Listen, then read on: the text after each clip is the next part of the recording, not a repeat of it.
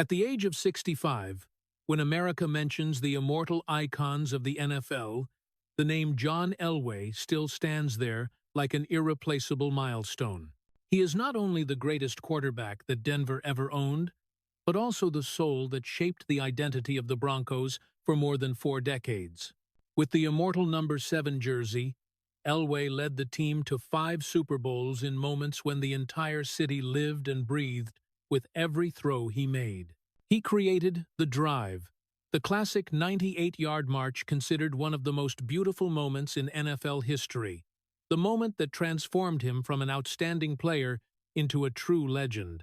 2 consecutive championships at the end of his career were not just professional milestones, but also proof of a perseverance that few possess.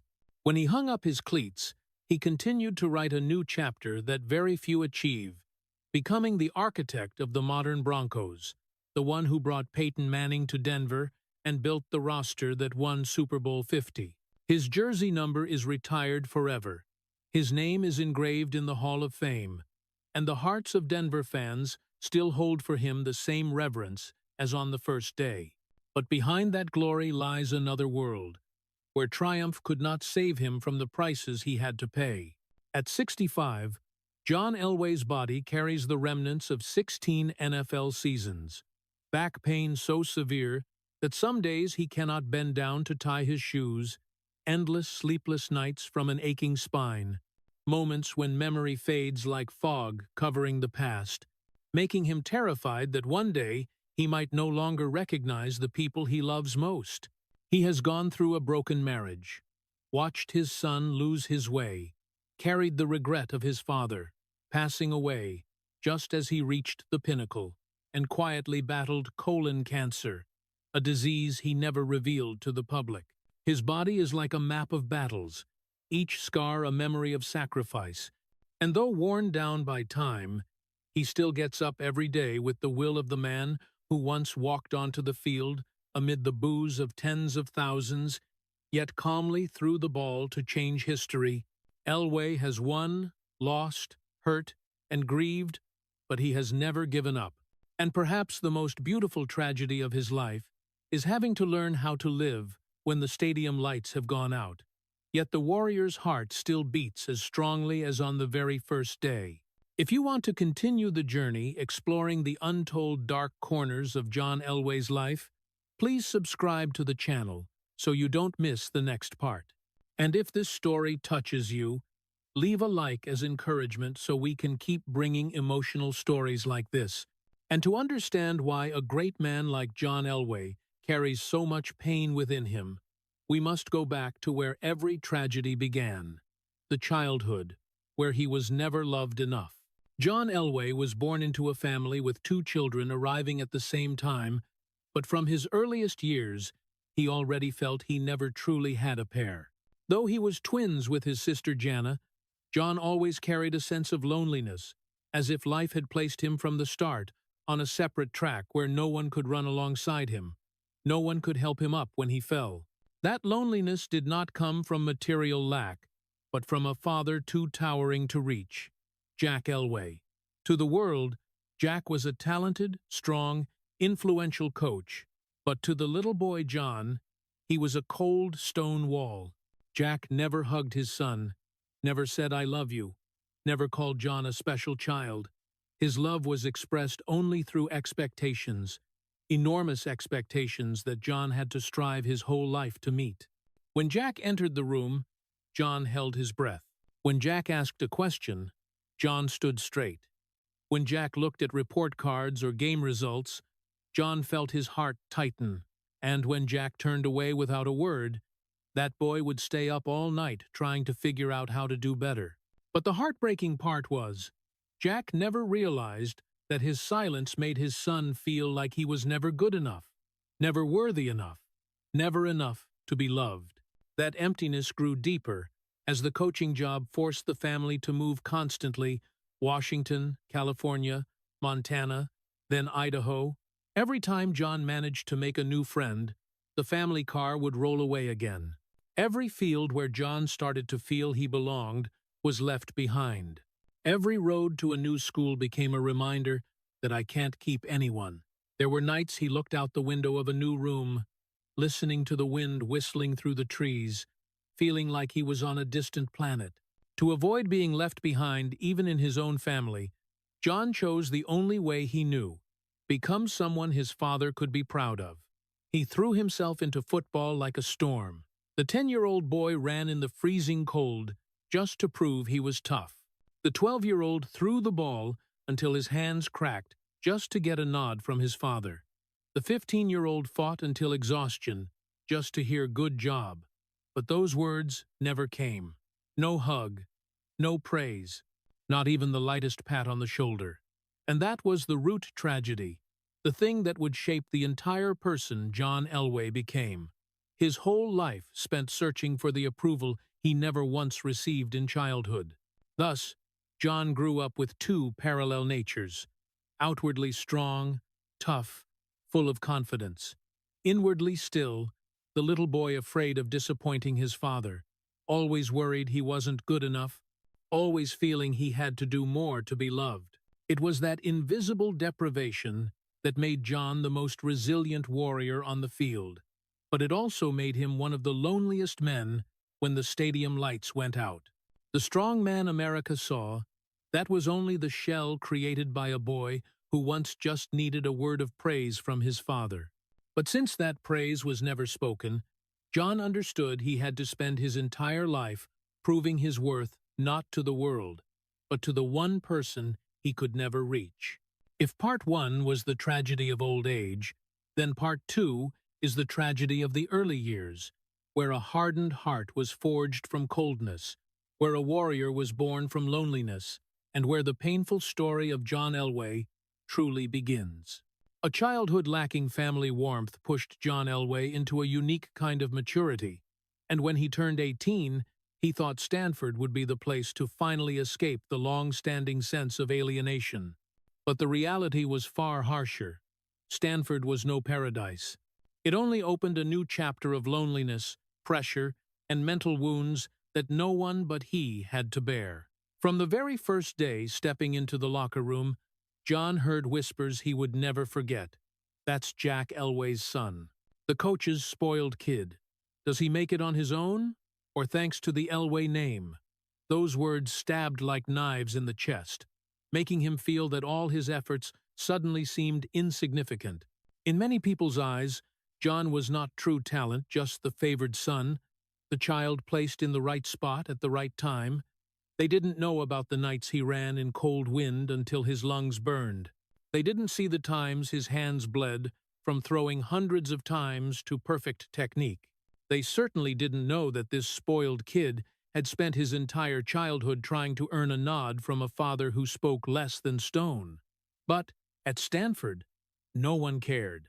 He still had to stand on the field with the weight of the Elway name pressing on his shoulders, as if anything he did would never be enough to prove he deserved to be there. Under the glaring California sun, John felt small in a group full of sought-after geniuses, confident students who knew they belonged. And he once again felt like a stranger in his own life.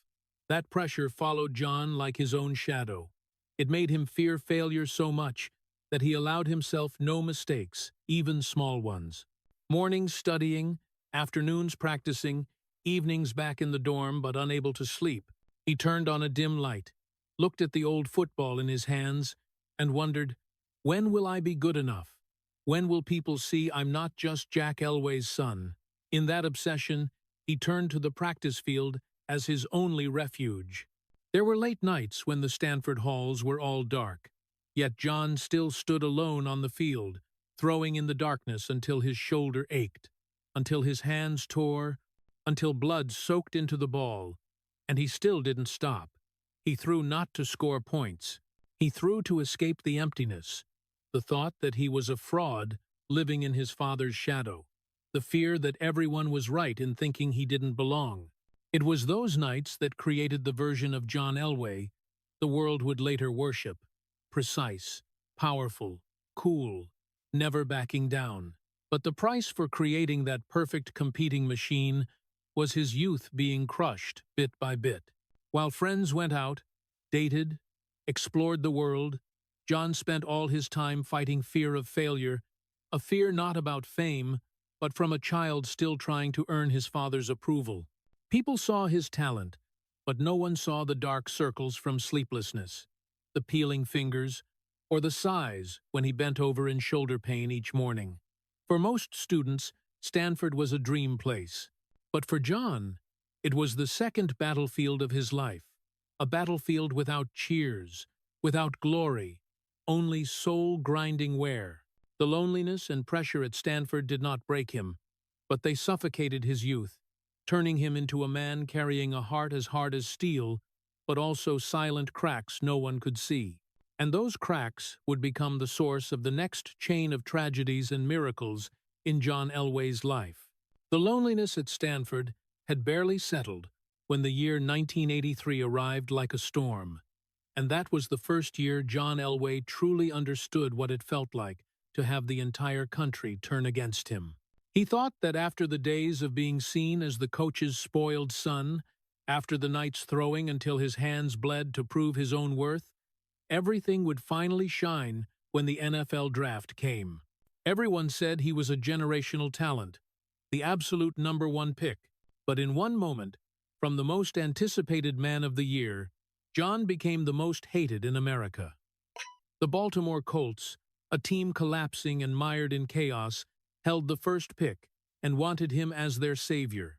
But Elway knew that environment would destroy his career, and he refused. This was not an impulsive decision. It was the decision of someone matured under pressure, who understood his own value and did not want his life misplaced from the starting line. But America didn't care. The press immediately turned him into the perfect villain, the traitor, arrogant rich kid, spoiled child, afraid of challenge, brat backed by daddy. Those headlines flooded the front pages of every major newspaper. TV commentators shouted that he was destroying tradition, unworthy of the NFL. Thousands of fans called radio stations just to say they hoped he failed. Social media didn't exist yet, but if it had, the outrage would surely have been even fiercer. John Elway, the one who spent his youth proving he wasn't just Jack Elway's son, was cornered into the very place he hated most, seen by the nation as a pampered brat. Threatening letters began arriving, not just to John, but to his family. Janet, his mother, opened one letter and nearly collapsed, reading the hateful line, "Hope your son breaks his leg," before reaching the NFL. Jack, the always strong one, had to clench his fists, seeing images of John scribbled in a prison uniform. For the 23-year-old, this was unimaginable. People didn't just hate his decision, they hated him, hated the person he was, hated the Elway name, hated everything he represented. That pressure was heavier than any Stanford practice, heavier than teenage criticism. It was the first time he clearly felt the destructive power of fame, and it was no different from a weapon that kills. One night, unable to take it anymore, John called his father. The phone rang for a long time before Jack answered. John's voice trembled as he asked, "Was I wrong, Dad? Did I make everything worse?" On the other end, only silence, a silence heavier than any reproach. Finally, Jack said only one thing. "You decided. You deal with it." That was not the answer John needed. It was the answer that chilled his heart. After hanging up, he sat alone in the dark room, his large hands trembling slightly because for the first time in his life, he felt he was not just fighting one team, but an entire nation. That night, John Elway realized a brutal truth. When your name is big enough, the world can use it to exalt you or to crush you. The press kept attacking. NFL experts mocked him on air. Colts fans hated him like a traitor, even though he had never worn their jersey once. Every mistake of Elway's was magnified hundreds of times before he even entered the NFL. And in the middle of that storm, he had to make the decision that shocked the nation. Not signing with the Colts. It was not rash. It was the first steel declaration of his life. I will not let others choose my path. It was also the decision that ignited the greatest wave of hatred ever faced by a draft prospect. But if 1983 was the year the country hated John Elway, it was also the year that defined his resilience. Because only those who endure baseless hatred understand how to stand up, stand tall, and prove it through actions. And it was the year that opened the next chapter, the chapter where a 23-year-old had to learn to live with the burden of fame, with invisible loneliness, and with a world that both worshipped and wanted to see him fail. Elway did not yet know that what was coming would be far harsher, and all the pain of his youth was merely the warm-up for the real battle awaiting him in Denver, the battle between expectation, failure, and the cruelty of history. Denver, the city that the entire United States believed would be John Elway's new paradise, instead became the place that inflicted the deepest wounds of his life. After the year 1983, filled with hatred and turmoil, Elway arrived at the Broncos hoping to start over, to live the life he had chosen. But he had no idea that the road ahead would not be a journey into the light, but a series of years being crushed in collective pain, where every failure was broadcast live for the whole country to watch. The first time the Broncos reached the Super Bowl with Elway, all of Denver held its breath. People believed that John, the golden boy of the NFL, would save the team, turn a new page in his life. But the game turned into a disaster. The Broncos were demolished in a way that the press itself called the most humiliating thing ever seen. As Elway walked into the tunnel, he heard fans screaming, "Fraud! Arrogant! Jerk! Is that all you've got?" He had never felt so small. But the tragedy was only beginning. The second Super Bowl was even worse. Denver plunged into the abyss in the first half. On national television, a commentator said a line that Elway would never forget. "John Elway is not the guy who can bring you the big win. He's just a guy who can throw the ball far." Then came the third Super Bowl, the game that the entire country watched, not to see if the Broncos could win, but to see how Elway would fail. The team was ravaged. He was pressured constantly, and the Broncos lost by such a heavy margin that Denver fans turned off their TVs before the game even ended. 3 Super Bowls. 3 times the Broncos were crushed. 3 times Elway stood before the nation as the symbol of disappointment. Unlike the failures of any other player, Elway was singled out. The press showed no mercy. They didn't just criticize him, they humiliated him. On the front pages, 4 words were printed bolder than anything: the biggest loser in NFL history. The man once called the traitor now carried another painful title: the biggest loser in NFL history. John Elway quietly held that newspaper in his hands, staring at the scrawled words as if they were cutting into his heart. But he didn't burn it. He folded it and put it in a drawer, as if to remind himself that failure is sometimes the only honest thing in life. The nights after those Super Bowls were times he rarely mentioned. After the second loss, he walked into the stadium bathroom, locked the door, braced both hands on the sink, and bowed his head, as if the whole world was weighing on his shoulders. Water ran from the faucet, but it wasn't enough to cover the sound of his gasping breath and trembling shoulders. A tall, strong man, the symbol of the Broncos, now standing in the bathroom, chest heaving from shame so intense he could barely breathe. He looked in the mirror, but the mirror didn't show him Elway, the future legend. It only reflected a man disintegrating from the inside. After the third Super Bowl, the team returned home before dawn. His teammates collapsed and fell asleep as soon as they hit the bed. But John couldn't. He lay with eyes open, staring at the dark ceiling, feeling every pain in his heart grow larger. Not pain from losing, but pain because he believed what the country thought about him might be true. He turned over, looked at the clock. 3 in the morning. He tossed again. 4 in the morning. He sat up, put his feet on the cold floor. And in that pitch-black room, he asked himself the question no great athlete dares to think: was I born to fail? As dawn broke, he went alone to the practice field, still wearing the clothes from the night before. No one was told. No one knew he was there. He threw the ball. through to chase away the humiliation, through to kill the whispers in his head, through until his shoulder burned, until his palms were red and raw. Elway didn't cry in front of anyone, but that empty field, on the damp snow and skin-cutting cold wind, was where he let silent tears fall.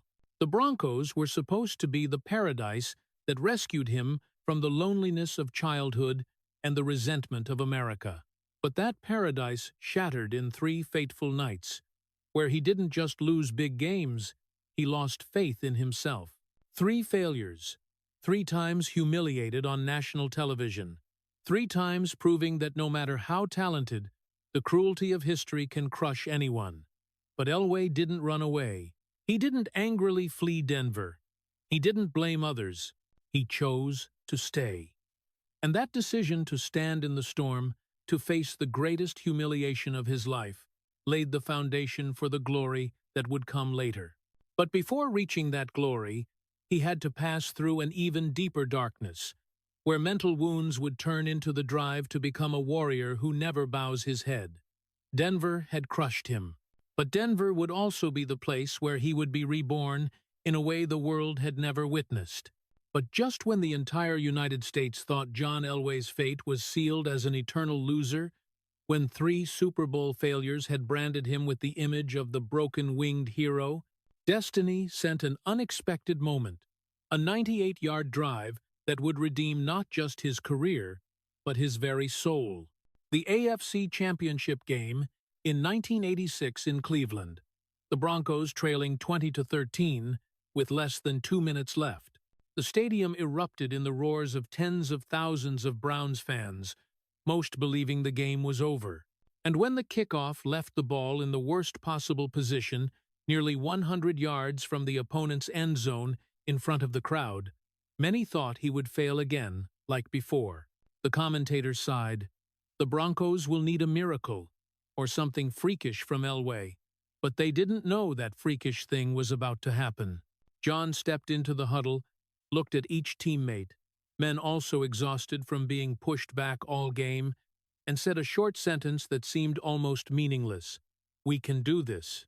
No arrogance, no shouting, just a cold certainty like steel, the kind only seen in warriors who have endured too much pain. Then he began. 98 yards, 5 minutes and 2 seconds, passes that seemed impossible, smart short runs to keep the pace, scrambles where being half a second slow would mean being crushed by 300 pounds of muscle and pads. As Elway ran to the sideline, arm pointed straight at the frigid sky, his eyes like those of a man fighting his own fate. When he threw the ball into the end zone for Mark Jackson to score the tying touchdown, the Cleveland stands went silent, as if all the air had been sucked out. The CBS commentator exclaimed, "This isn't just a drive. This is a declaration." Denver fans wept. Cleveland fans were stunned. And those who had called John Elway the biggest loser in NFL history were forced to be silent, at least for one night.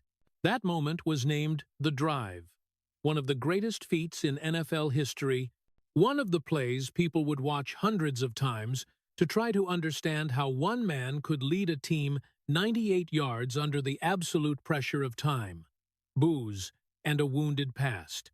But for Elway, the drive was no miracle. It was the rising of a heart pushed to the brink of pain. People joyfully called it the turning point that saved his career. But John knew better than anyone. This light was only temporary. The most important mental wounds, the feeling of not being good enough, the humiliation of 3 Super Bowl losses, the screams of fans who once mocked him still lay deep in his chest, like thorns that couldn't be pulled out. After the game, while all his teammates cheered and hugged in celebration, John sat alone at the end of the locker room, towel wrapped around his neck, head bowed, sighing like a man who had survived a greater accident than winning a historic game. An assistant passed by and asked, "You okay?" John just gave a tired smile. "Yeah, it took more out of me than I thought." No one fully understood that except him. Because the truth was, Elway never won with peace of mind. He won through pain. Every run was mental torment. Every throw was a response to the world that called him a loser. And every victory, no matter how glorious, only covered those wounds for a moment before they returned deeper, larger, sharper. The drive redeemed his reputation, but it didn't redeem his heart. Elway walked onto the field that day as a hero, but left as a man who knew every victory in his life came at the cost of a part of himself worn away. That night, he lay alone in his Cleveland hotel room, staring at the ceiling, listening to the hum of the air conditioner, and thought, maybe this is my fate. To reach the light, I have to go through deeper darkness than anyone. And he was right. The drive was only the opening chapter in John Elway's journey of rebirth, a journey where every victory was a pain and every step forward was built from the remnants of youth and self-respect that history had crushed many times. The drive opened a new chapter in John Elway's career, but the journey to true greatness was still long and full of silent scars. After 3 failures, after thousands of nights wondering if he was born to lose, finally the universe gave him back what he had traded nearly his entire youth for: victory. Ironically, that victory came at the end of his playing days, when his body was nearly exhausted and his soul hardened from years of humiliation. The 1997 and 1998 seasons, the Denver Broncos became the team that the entire United States had to bow in admiration to. For Elway, those were not just 2 Super Bowl titles. They were proof that all the cruel failures before had not killed him. When lifting the Lombardi Trophy for the first time, Elway didn't laugh loudly or shout like many stars. He just closed his eyes, tilted his face toward the stadium lights, as if whispering to someone far away, "I did it." That was the sentence he had kept in his heart for nearly 2 decades. All of Denver drowned in joy, but in Elway's heart was an indescribable emptiness. He had won, but the one person he wanted to hear say, "I'm proud of you," remained silent as always. In the second Super Bowl, that silence was even clearer. This was his final game, the moment the entire country stood to applaud the man who had endured so much hurt, criticism, mockery, but never once fell. When holding the Lombardi Trophy for the second time, he looked straight into the camera lens and gave a smile so faint it was almost sad. Those watching focused on the glorious moment, but only those who understood him knew. That smile was of a man finally washed clean of the curse loser, but also the smile of a son who still hadn't received a nod from his father. John Elway walked off the field that day, feeling like he had fulfilled a warrior's duty, but still owing someone something he never got to give. And then, a few years after retiring, tragedy struck like a cold blade to his already scarred heart. His father, Jack Elway, passed away in the year 2001. The bad news came in the morning. When Denver was shrouded in thin fog, John stood silent, staring at the wall in front of him, unable to utter a word. He didn't cry. He just clenched his fists until the knuckles turned white, as if trying to hold on to something slipping away. At the funeral, amid white flowers and hundreds of mourners, Elway knelt before his father's casket, both hands lifting the cold Lombardi Trophy. He had brought the trophy he had wanted to place in his father's hands from the very first day. The wind blew, touching the shiny cold metal, reflecting on Elway's face, a face not of a legend, but of a child who had spent his whole life just to hear one word of praise. He choked up, tears falling onto the trophy, and whispered in a broken voice, "I just wanted you to see. I finally won." Those were not the words of a hero, but of a son who had never stopped wanting recognition. And the greatest tragedy of his life lay in that very moment. The person he had tried to prove his worth to for nearly 40 years didn't live to see his victory, didn't live to see Elway become the man America revered, didn't live to hear him say, "I did it, Dad." And Jack didn't live to say the words John had waited his whole life for, "I'm proud of you." That pain was not loud. It didn't erupt into screams. It was the kind of lingering, enduring pain, like cold wind blowing through mile high on winter mornings, making a person shiver not from the cold, but from things that can never come back. 2 championships made Elway immortal in Denver's heart, but losing his father made him a man carrying a wound that never heals. And that was the bitterest paradox of his life. The pinnacle of his career came just as he lost the person he had always hoped would witness it. Victory didn't save his heart. And from here, John Elway's life entered a new phase, where he had to face battles that no armor could protect him from. 2 gleaming Lombardi trophies, millions cheering, a statue erected in the heart of Denver. But when John Elway stepped away from the NFL, he discovered a truth that no title could hide.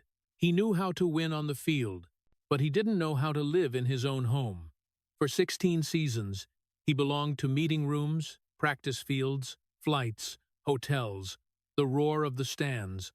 He could read a defense better than he could read his wife's emotions. He could adjust game plans better than he could adjust to the silences in his family. He knew how to lead a team of 53 grown men, but he didn't know how to lead his own marriage. Janet, the woman who had been with him since his Stanford days, the one who used to stand at the end of the NFL tunnel whenever he returned from battle, she began to feel like she was living next to a shadow, a husband who was always tense, distant, exhausted, no longer showing the gentle smile of the young man she once knew. And John felt trapped between 2 worlds, the one he had dominated his entire life, and the family world he had never truly understood.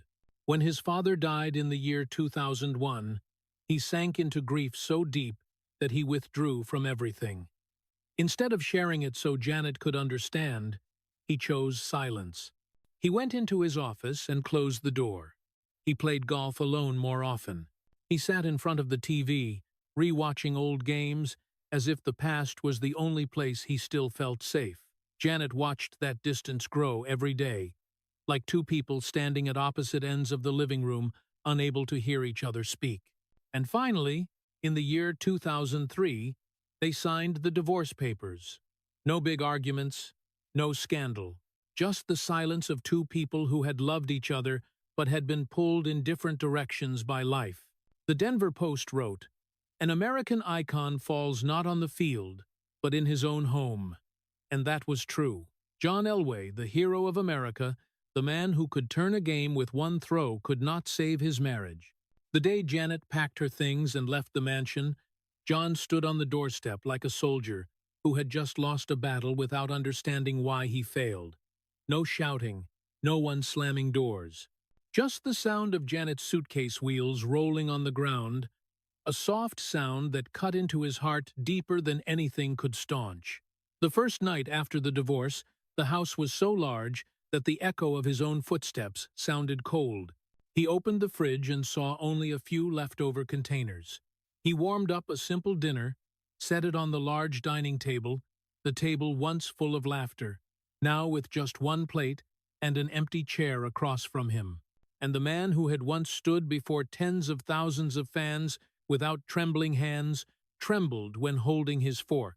The feeling of loneliness hit as fast as a blindsiding hit from a defender years ago, sudden, violent, no time to brace. He sat there for a long time.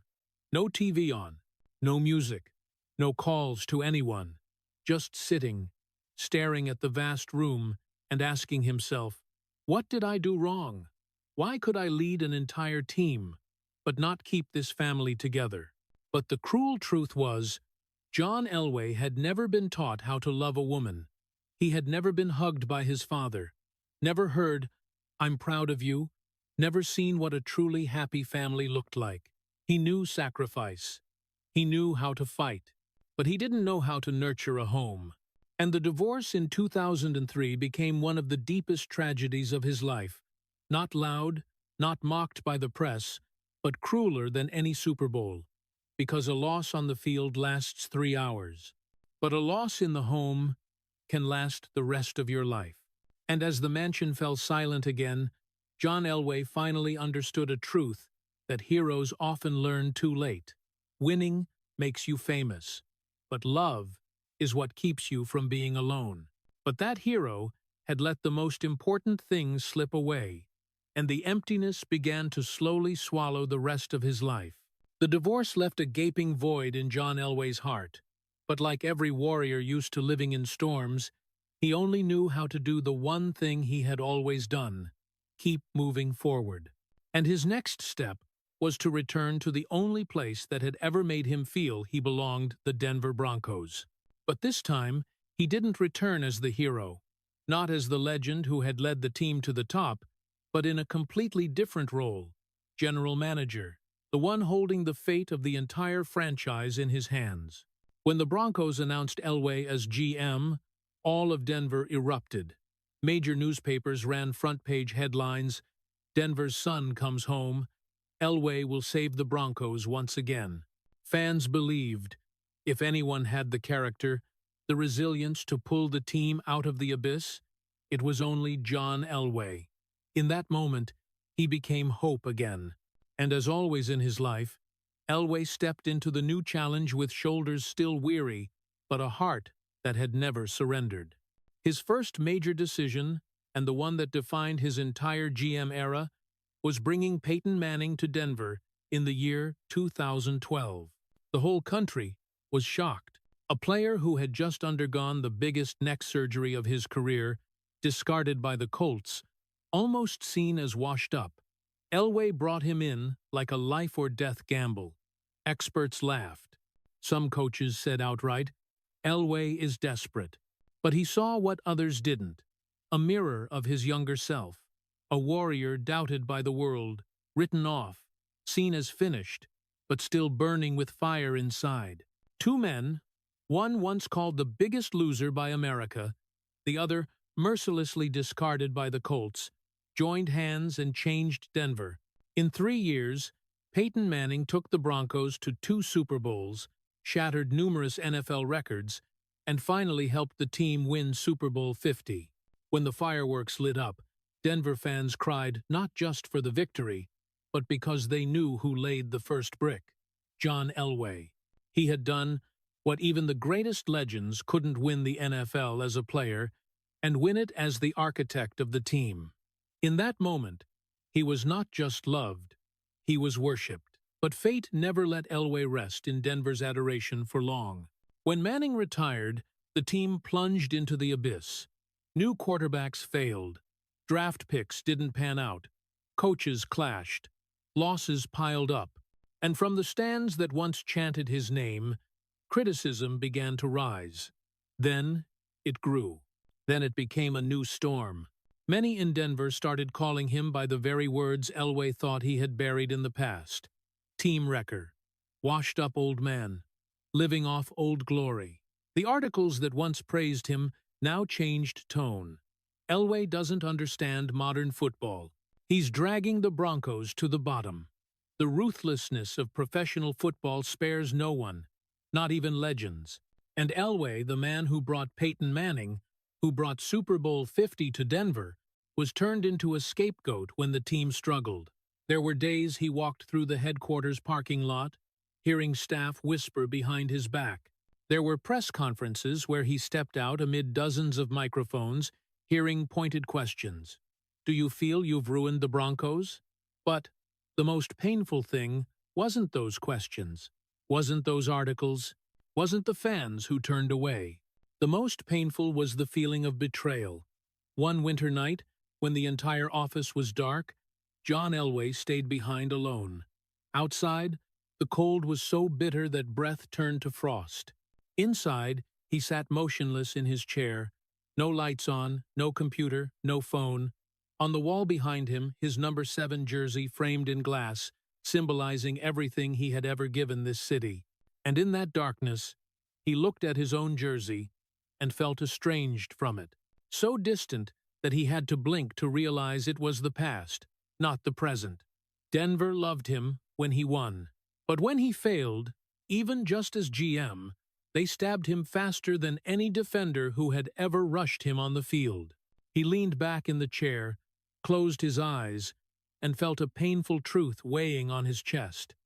I've spent my whole life fighting for this city, but the city has never truly been on my side. That was the moment Elway learned another cruel lesson of his life. Heroes are easily cheered, but also the easiest to stone. And Denver, the place that once saved him, once worshipped him, now became the place that made him feel lonelier than ever. Once again, John Elway had to face what he had faced his entire life, standing up in the storm, alone. But the storms of his career were never the most painful ones in John Elway's life. The failures, the criticism, the headlines calling him a washed-up old man, they all stung, but never brought him to his knees. Only one thing could: family. And in the year 2014, his life was torn open once more, not by a loss, not by Denver media, but by his own son who carried his name, Jack Elway. When the news hit on a May morning, John went numb. Jack Elway arrested for assaulting girlfriend. The headline ran across every TV screen. But what hurt him more was the line right below: son of legend John Elway. His name appeared in every report, every video, every article, as if Jack's mistake was an indictment of the entire Elway family. Though uninvolved, John was dragged into the center of the storm, just as he had been his whole life. The media analyzed the incident as if it were his personal failure. Commentators said, "Elway has always been cold. Maybe he didn't know how to raise a son." Mocking articles claimed Jack inherited his father's temper. No one knew anything about his family, but everyone was ready to conclude it was his fault.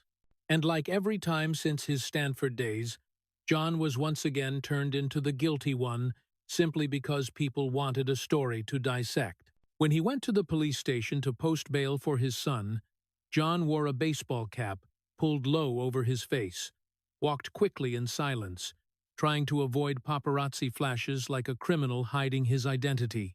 The blurry photos were still clear enough to show the man who once destroyed NFL defenses now walked with head bowed like a shadow. No longer confident, no longer proud in stance, just the pain of a father watching his son fall. In the lawyer's office, after the bail papers were signed, Jack entered with a face full of shame, unable to look his father in the eye. Throughout his life, John Elway had always been seen as strong, but that day, he was the first to step forward, with no blame, no bitterness, no hardness like he had shown teammates. He just opened his arms and hugged his son, as if afraid to let go would mean losing him forever. Jack trembled. And then, in that moment, no cameras captured it. John Elway whispered something he had never said to anyone: "I'm sorry for not being there when you needed me." Those were not the words of a legend. They were the words of a man carrying regret, stretching back to his own childhood regret about his own father. Regret that now he saw he had unconsciously passed on to his son. Jack cried. Elway cried too. Not because of the scandal, but because of the harsh truth. The man who had faced the toughest NFL defenses, who had been buried dozens of times by 300-pound giants, who had thrown career-defining passes, was completely powerless before his son's mistake. He couldn't fix it. He couldn't protect. He couldn't lift his son up the way he had once lifted the team from the depths. He could only hold Jack tight, as if to make up for an entire life of busyness, divorce, the years he was obsessed with saving the Broncos without realizing his own family needed saving too. And as he walked out of the lawyer's office, John Elway felt like the world was watching him, not with the respect of old, but with judgmental, curious eyes ready to condemn. A reporter shouted, "Do you feel ashamed, Mr. Elway?" John didn't answer, but inside, he did. Not ashamed of Jack, but because he felt he had failed as a father. Again. And in that moment, he understood a truth more painful than all his Super Bowl losses combined.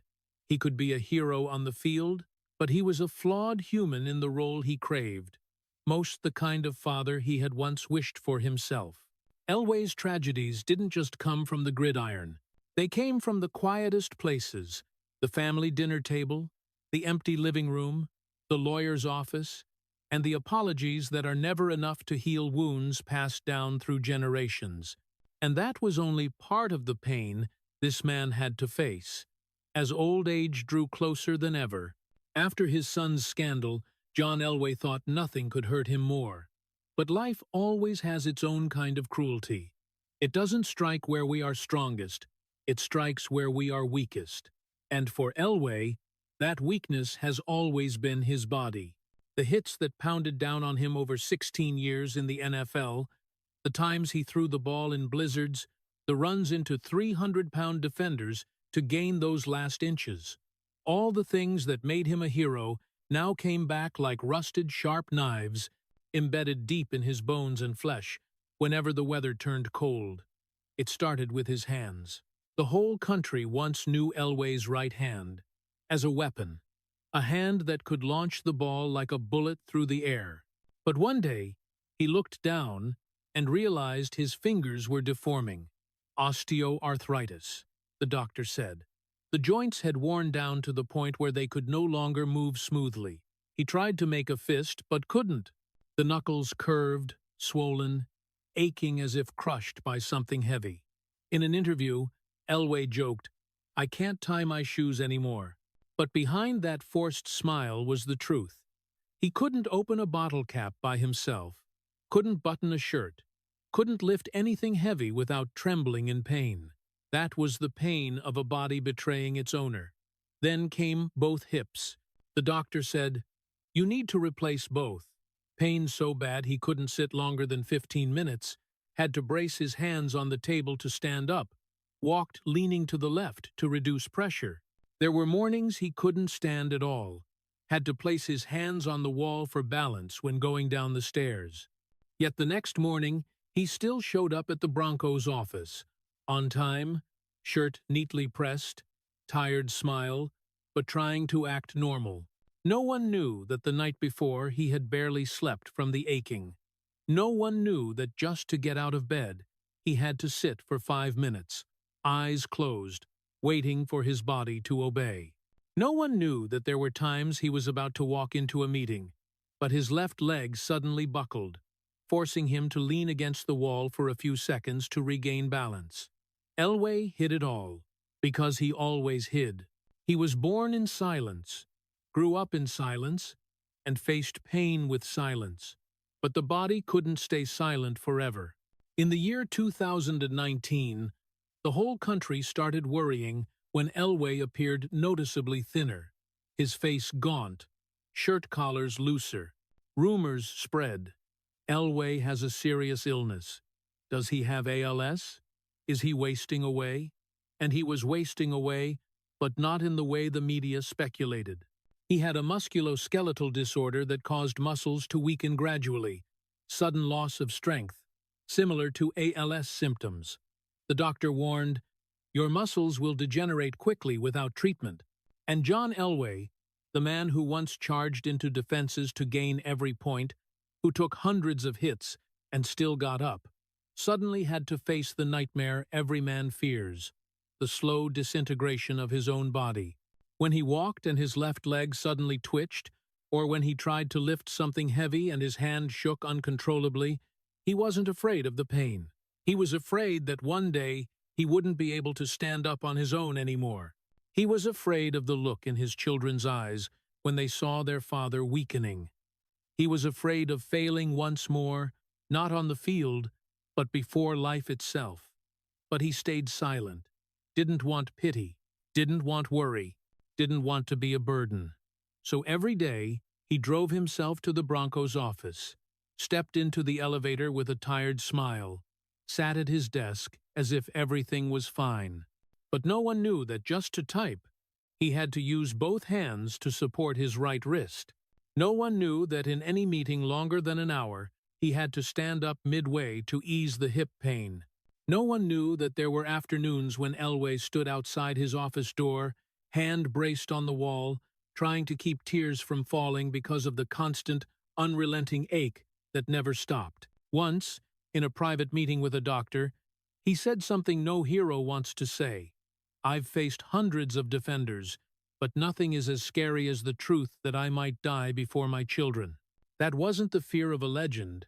That was the fear of a father, of a man who had lost too many battles in life, not on the field, but in his family. And now he feared he would lose one final battle, the fight to hold on to his own life.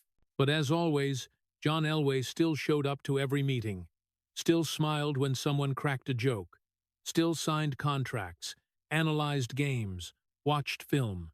He lived as if his body didn't hurt, as if time had no right to touch him, as if he were still the hero from years ago. But the truth was, in every step, every movement, he felt old age gripping him like invisible hands. And this was only part of the tragedy, the part he had tried to hide for years, even from those closest to him.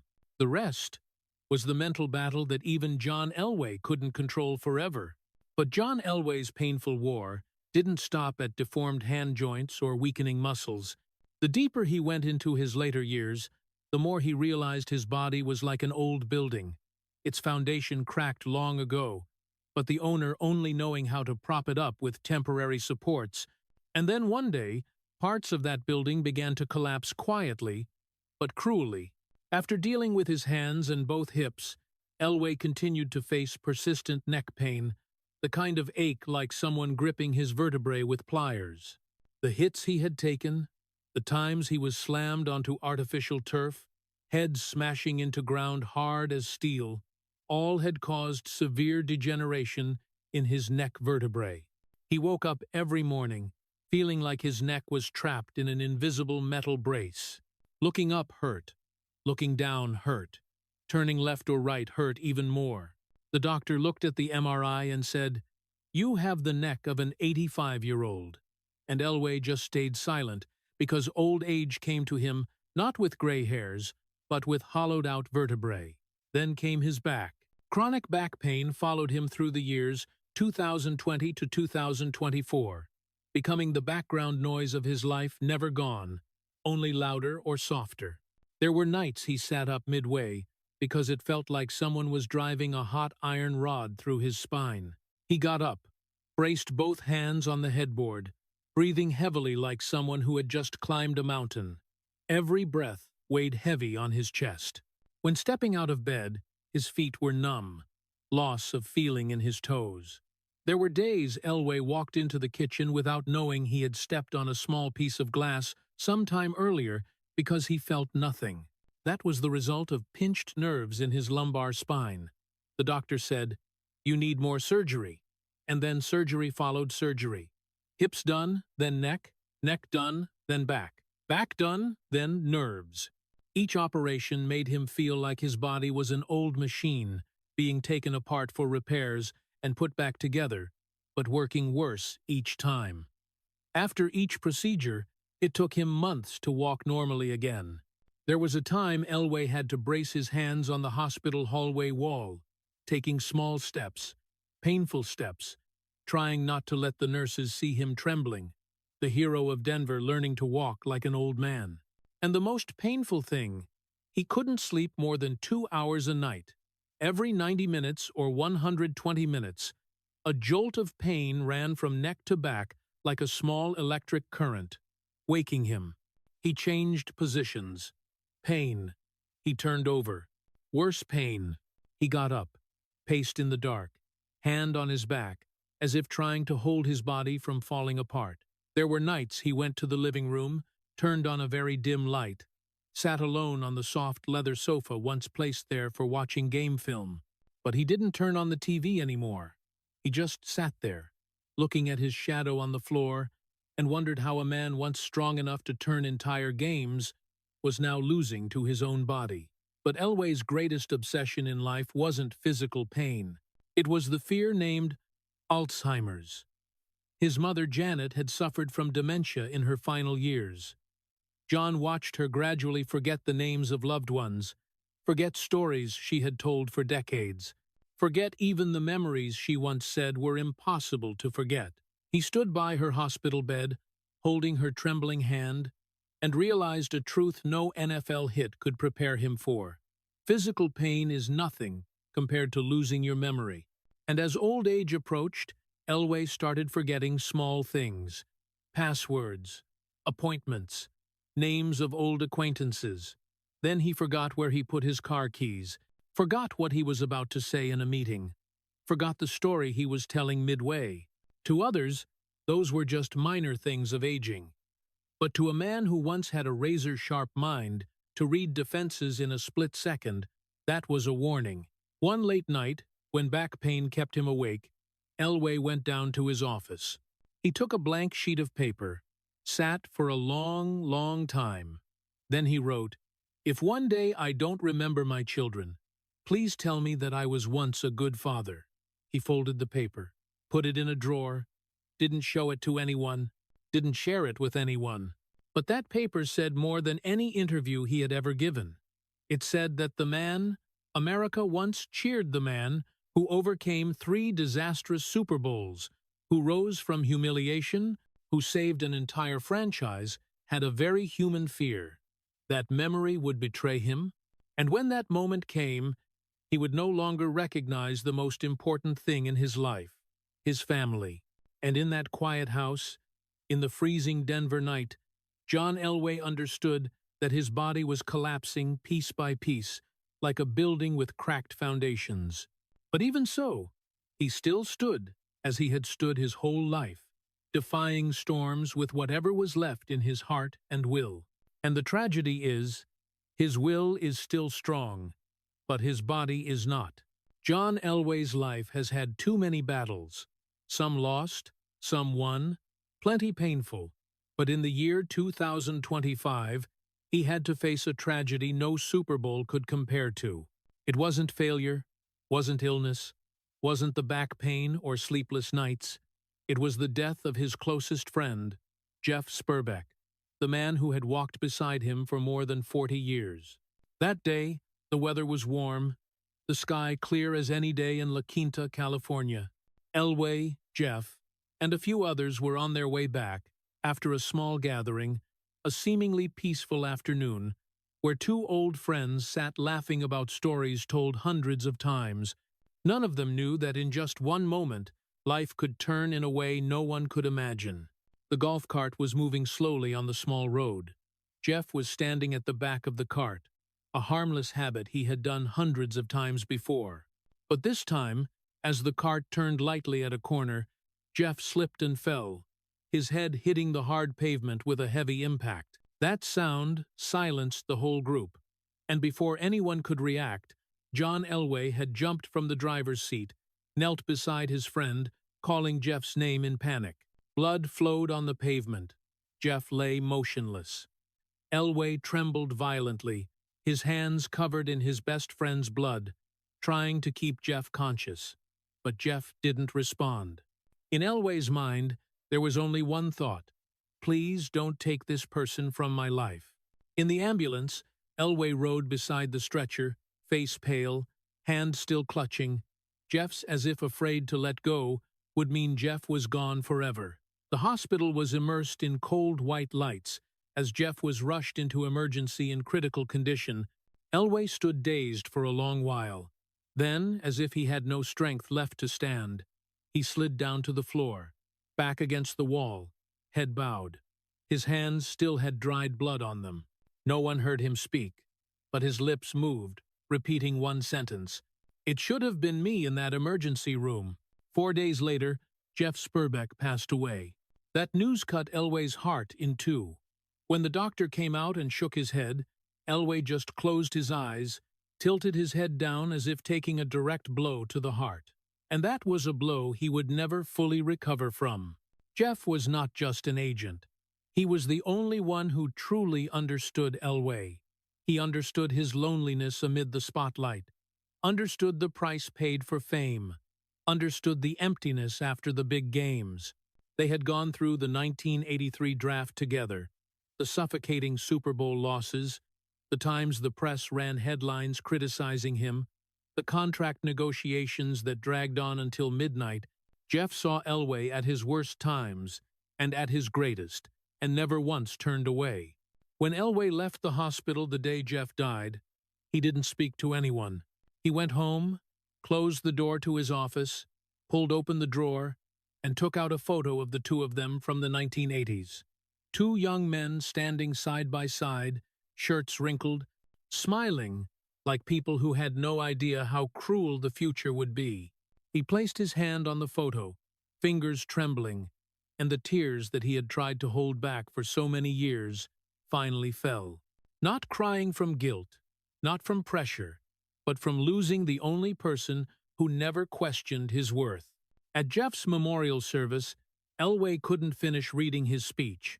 His voice broke right at the first line. Jeff was not just someone I worked with. He was my family. Everyone knew Elway was strong. But that day, Denver saw a broken John Elway for the first time. He lost his friend, lost his support, lost a large part of himself. And in the nights that followed, when back pain tormented him, when old age weighed heavy on his bones, Elway lay silently staring at the ceiling and felt a pain deeper than all the losses, the surgeries, the personal disappointments.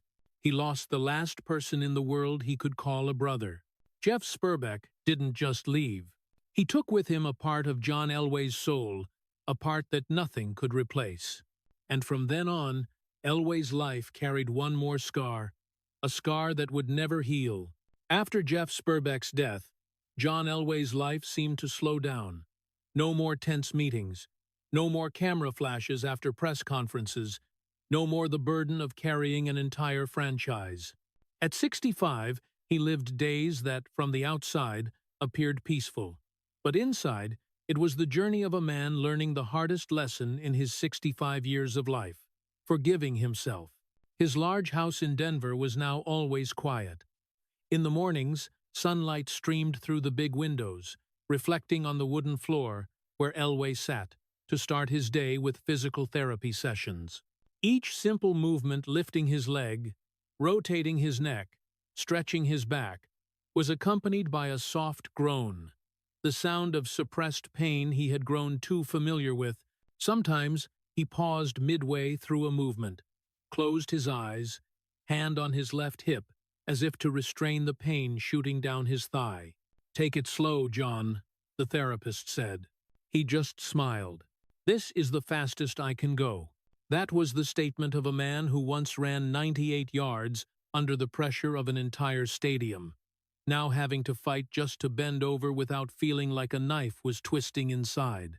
The therapy sessions lasted a full hour. Some days, he felt his body like an over-tightened string. One wrong move, and everything could snap. But he persisted, not to become strong again, but to hold on to the last bit of freedom in old age, the ability to walk into the living room without needing help. In the evenings, Elway often sat alone in the backyard, yellow lights shining on his silver hair, gentle wind blowing through the trees. He didn't watch much TV anymore, didn't read sports news, didn't care who was criticizing the Broncos, which games they won or lost. After years of being torn apart by public opinion, he had learned to let the world pass through him rather than crash straight into his heart like before. But the most beautiful thing about John Elway at 65 didn't come from the quiet, but from family. Because for the first time in his life, he was truly there. Not as the Broncos quarterback, not as GM, not as a legend, just as a father, a grandfather, and a man learning to do what his youth never taught him: share. He spent time taking his children out to eat, taking his grandchildren to the park, visiting his daughter's house more often. When talking, he listened more than he spoke. When his children told stories, he smiled gently, didn't analyze, didn't lecture, just wanted to be present in that moment. Once, when Jack, the one who caused the incident in 2014, asked if he was sad, Elway put his hand on his son's shoulder and said, "You never made me ashamed. I only regret the years I wasn't there for you enough." That was the first time Jack cried in front of his father since becoming an adult. And it was those moments that healed Elway in a way that painkillers or physical therapy never could. At 65, he spent more time on quiet things: mornings, listening to birds singing, simple dinners, family moments he had once traded away for his career. The older he got, the more Elway understood one thing. Greatness makes people admired, but kindness makes people loved, and he chose the second. That was why Elway quietly rewrote his will.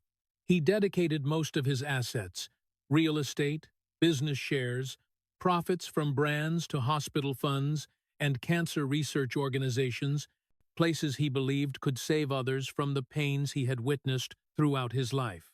He told a close friend, "I don't want to leave money. I want to leave kindness." That statement was perhaps the most beautiful summary of the man Elway was at 65.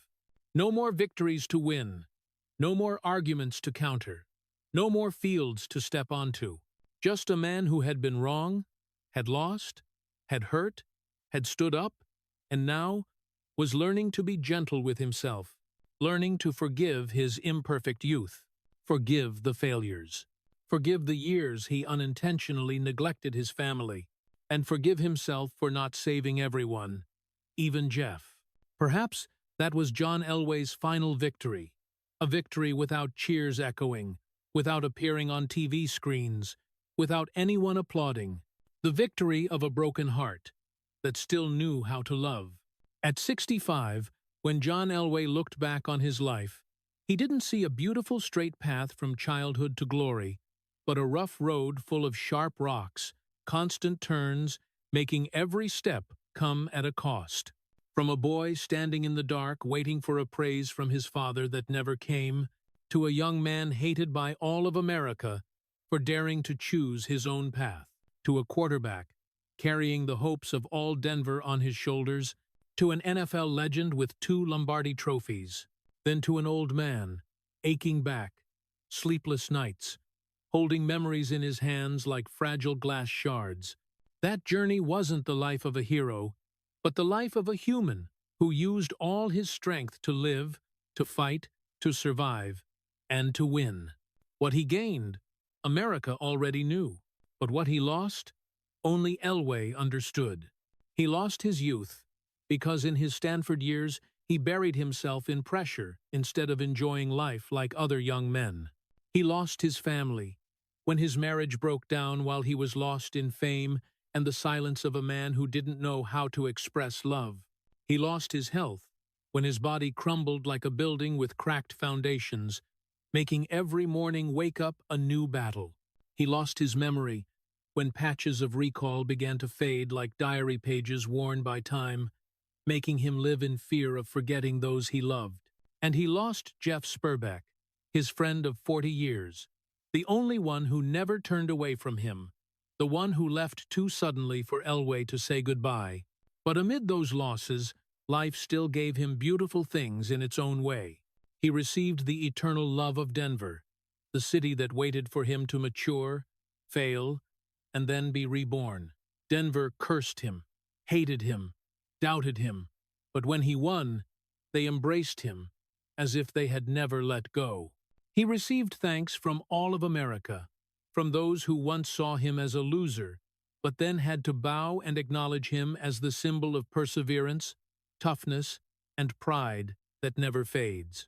And finally, he received peace after the storm, the peace he had lost for 40 years, peace to sit with his children, walk his grandchildren outside, smile, gently watching the sunset fall on his own home. One autumn afternoon in Denver, Elway sat on a stone bench looking at Mile High Stadium in the distance, where the roars had become echoes of memory. An elderly fan approached, hands trembling, handing him an old photo. It was the image of Elway running 98 yards in the drive. The man said, "You gave us hope in the years when this city had nothing. Thank you for fighting for Denver." Elway said nothing. He just nodded. And when the man walked away, Elway looked at the photo for a long time, not to recall the glory, but to remind himself that he had lived a life that was anything but easy. But he had never given up. If there is one lesson from his life, it is, victory can take you to the top, but pain is what makes you human. Everyone sees the light from 2 Super Bowls. No one sees the nights he held his aching back, unable to sleep. Everyone sees the image of him lifting the Lombardi trophy. No one sees the image of him kneeling at his father's funeral, saying, "I won. Why didn't you see it?" Everyone sees Elway as a legend. No one sees him as the man whose hands tremble opening a water bottle cap because of osteoarthritis. And everyone sees an immortal John Elway. But no one sees the tears he quickly wiped when Jeff Spurbeck passed away. A lifetime of victories to make others happy. A lifetime of losses to grow himself. That is the tragedy, but also the beauty of John Elway's life. One late afternoon, when no one else was on the field, Elway walked alone into the tunnel at Mile High Stadium. Faint light from behind stretched his shadow forward, a shadow old, slow, but proud. Each step was a piece of memory for millions of Denver people. Each breath was a reminder that this man had lived with everything he had. When he neared the end of the tunnel, with only darkness ahead and light behind, that moment was like his entire life. One half blazing glory, one half smoldering pain that never goes out. But he kept walking. Not fast, not strong, slowly but surely. And that is the true legacy of John Elway. Not the long throws, not the 2 Super Bowls, but a heart that knows how to stand up after every pain. A heart that sacrificed everything to win, and still kept its kindness into the final years. Legends will eventually fade into the shadows, but his figure in the Mile High Tunnel will remain forever with Denver. The story of John Elway that we have just gone through is a journey not only of a sports legend, but of a human who had to trade almost everything to stand firm amid challenges. At the deepest level, it is a beautiful tragedy, beautiful in its strength, beautiful in its vulnerability, and beautiful in the way he kept walking, even as life continually cut wounds into his heart that never heal. When looking at the child, Elway once was the boy standing in the dark, waiting for praise from his father, never hearing the words, "I'm proud." We understand that many of his pains in adulthood grew from that silence. Then to the young man hated by the whole country, in 1983, enduring threatening letters, wondering in the dark night, was I wrong? We see the loneliness of someone who just wanted to control his own life. 3 Super Bowl failures, and the moment he bowed his head in the bathroom, shoulders shaking from shame, show that the strongest people endure the deepest humiliation. 2 championships, thought to be the pinnacle, turned into another pain when his father was no longer there to see it. A broken marriage, his son's scandal, his body collapsing from NFL consequences, hands unable to grip, nights sleeping only 2 hours, and especially the death of Jeff Spurbeck, all turned Elway into a symbol of a cruel truth. Even legends cannot escape everyday tragedies. But what makes America love him is not the victories, but the way he stood up. He learned to be close to family, learned kindness, learned to forgive himself, the hardest thing for any human who has endured so much loss. The lesson for the people of the United States is clear. Success does not make you invincible, and pain does not make you weak. The most important thing is not how many times you reach the top, but that you still keep a kind heart amid the falls. John Elway did that, and that is his true legacy. If the story full of loss but pride of John Elway touches you, please subscribe to join us in the next journeys through human lives. Thank you for listening, and see you in the next video where we continue to honor those who fought with all their heart.